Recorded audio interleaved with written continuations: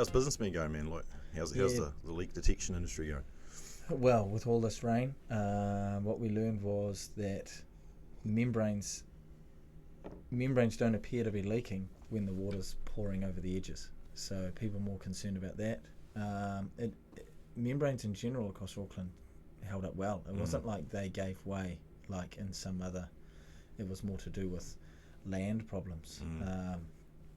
Buildings, they are somewhat designed to deal with heavy rainfall. Yep. So that was pleasing to see. We thought we were going to be inundated with things we had to go through. The main answer we gave back was, hey, we had a very significant weather event. If this happens again, call us back. But if this situation doesn't happen again, well, then it was just because that was madness.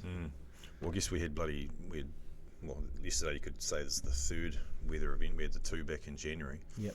With the the flooding and then the cyclone and that. So did you guys get any more or less inquiry around that or after that? We definitely had more inquiries. Just a lot of it was just knowing that if we spend a little bit of time on the phone with the person, we can probably get through the issue, find out enough about it, because otherwise you'd be sending vehicles all over the place.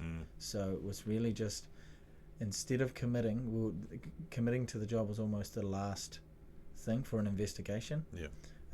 Because all the new works are still going on, like this construction just carries on and they're scheduled, so that's your non-flexible work. And this investigation stuff we just had to become far better at qualifying it on the phone and being helpful. And a lot of the time was like, hey, this is who you should talk to in this situation, and what are we dealing with? It isn't membrane. Lots of, even in that time, it was just a lot of stormwater overflow, that sort of thing. But it was talking to them on the phone, seeing if it happened again, or steering them in the right direction towards plumbers, roofers, audio leak detection.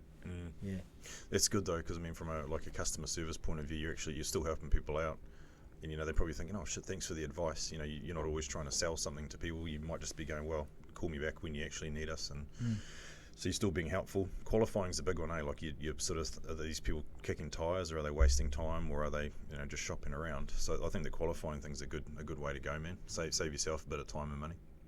I think we're lucky that when people call, they have an issue, and